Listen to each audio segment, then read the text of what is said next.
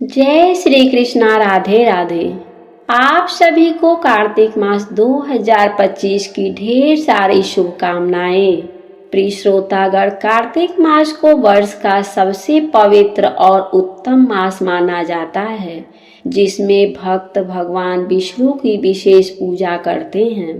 इस दौरान नियमतः सूर्योदय से पूर्व स्नान, तुलसी पूजा, दीपदान और अन्नदान का विशेष महत्व है, जो भक्तों को मोक्ष और भगवान की कृपा प्रदान करता है। दामोदर मास के रूप में भी जाना जाने वाला यह मास आध्यात्मिक साधनाओं के लिए अत्यंत शुभ माना जाता है। आपको हम प्रतिदिन अपने इस चैनल पर कार्तिक मास महात्म्य का श्रवण कराएंगे। यह महात्म्य भगवान ब्रह्मदेव द्वारा देव ऋषि नारद को सुनाया गया है। यही एकमात्र लिखित वर्णन है इस महात्म्य का, जो कि पुराणों में वर्णित है, और इसका श्रवण आप पूरे कार्तिक मास करेंगे। इन अध्यायों को हम आने वाले कुछ दिनों में पूरा करेंगे। आज हम भगवान श्री विष्णु का ध्यान करते हुए 10वां अध्याय प्रारंभ करते हैं। आपसे निवेदन है कि यह पावन कार्तिक मास महात्म्य का 10वां अध्याय का वीडियो है, तो कृपया वीडियो को एक बार लाइक अवश्य कर दीजिएगा। कार्तिक स्नान फल प्राप्त करने के लिए कमेंट बॉक्स में अवश्य लिखिएगा ओम नमो भगवते वासुदेवाय।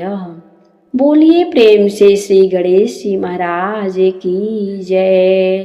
बोलिए गुरुदेव महाराज की जय। बोलिए प्रेम से विष्णु भगवान की जय। माता लक्ष्मी जी की जय।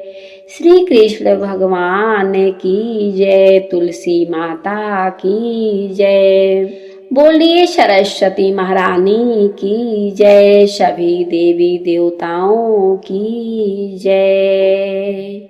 आइए सुनते हैं कार्तिक मास महात्म्य 10वां अध्याय की कथा। राजा पृथु बोले, हे ऋषि श्रेष्ठ नारद जी, आपको प्रणाम है। कृपया अब यह बताने की कृपा कीजिए कि जब भगवान शंकर ने अपने मस्तक के तेज को क्षीर सागर में डाला तो उस समय क्या हुआ? नारद जी बोले, हे राजन, जब भगवान शंकर ने अपना वह तेज क्षीर सागर में डाल दिया तो उस समय वह शीघ्र ही बालक होकर सागर के संगम पर बैठकर संसार को भय देने वाला रुदन करने लगा। उसके रुदन से संपूर्ण जगत व्याकुल हो उठा। लोकपाल भी व्याकुल हो गए। चराचर चलायमान हो गया। शंकर सुवन के रुदन से संपूर्ण ब्रह्मांड व्याकुल हो गया। यह देखकर सभी देवता और ऋषि मुनि व्याकुल होकर ब्रह्मा जी की शरण में गए और उन्हें प्रणाम करके उनकी स्तुति करने लगे। उन सभी ने ब्रह्मा जी से कहा, हे पितामह, यह तो बहुत ही विकट परिस्थिति उत्पन्न हो गई है। हे महायोगिन, इसको नष्ट कीजिए। देवताओं के मुख से इस प्रकार सुनकर ब्रह्मा जी सत्य लोक से उतरकर उस बालक को देखने के लिए सागर तट पर आए।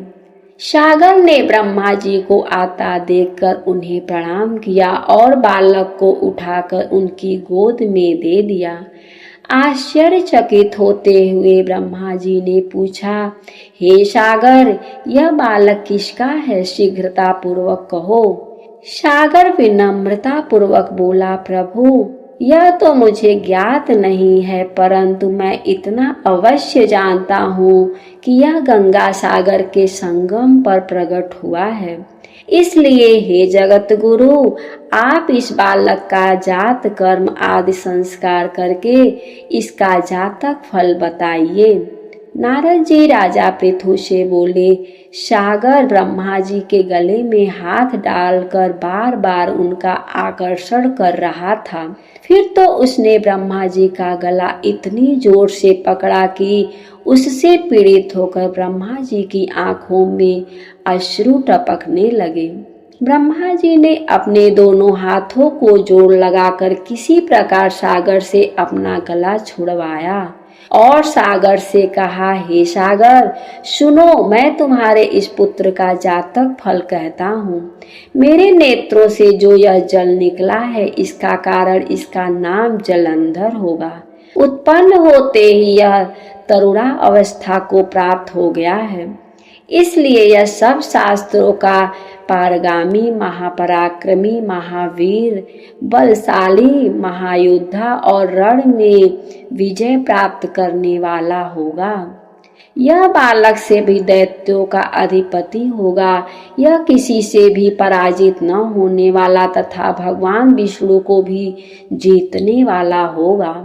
भगवान शंकर को छोड़कर यह सबसे अवध्य होगा। जहाँ से इसकी उत्पत्ति हुई है, यह वहीं जाएगा। इसकी पत्नी बड़ी पवित्रता, सौभाग्यशालिनी, सर्वार सुंदरी, परम मनोहर, मधुरवाणी बोलने वाली तथा शीलवान होगी। सागर से इस प्रकार कहकर ब्रह्मा जी शुक्राचार्य को बुलवाया और उनके हाथों से बालक का राज्याभिषेक करवाकर स्वयं अंतर्ध्यान हो गए। बालक को देखकर सागर की प्रसन्नता की सीमा न रही। वह हर्षित मन से घर आ गया। फिर सागर में उस बालक का लालन पालन कर उसे पुष्ट किया। फिर कालनेमी नामक असुर को बुलाकर वृंदा नामक कन्या से विधि पूर्वक उसका विवाह करवा दिया। उस विवाह में बहुत बड़ा उत्सव हुआ। श्री शुक्राचार्य के प्रभाव से पत्नी सहित जलंधर दैत्यों का राजा हो गया। इस प्रकार से कार्तिक मास महात्म्य में 10वां अध्याय की कथा पूर्ण हुई। अगर आप सब कार्तिक मास महात्म्य की 11वां अध्याय की कथा को सुनना चाहते हो हमारे चैनल पर, अगर आप नए आए हो तो हमारे इस चैनल को लाल बटन दबा करके सब्सक्राइब करें। साथ में बेल आइकन भी घंटी दबाएं ताकि मेरे वीडियो का नोटिफिकेशन आपको समय समय से मिलता रहे। वीडियो को लाइक करें, शेयर करें। जय श्री कृष्णा, राधे राधे। हमारे वीडियो को देखने के लिए आपको बहुत बहुत धन्यवाद।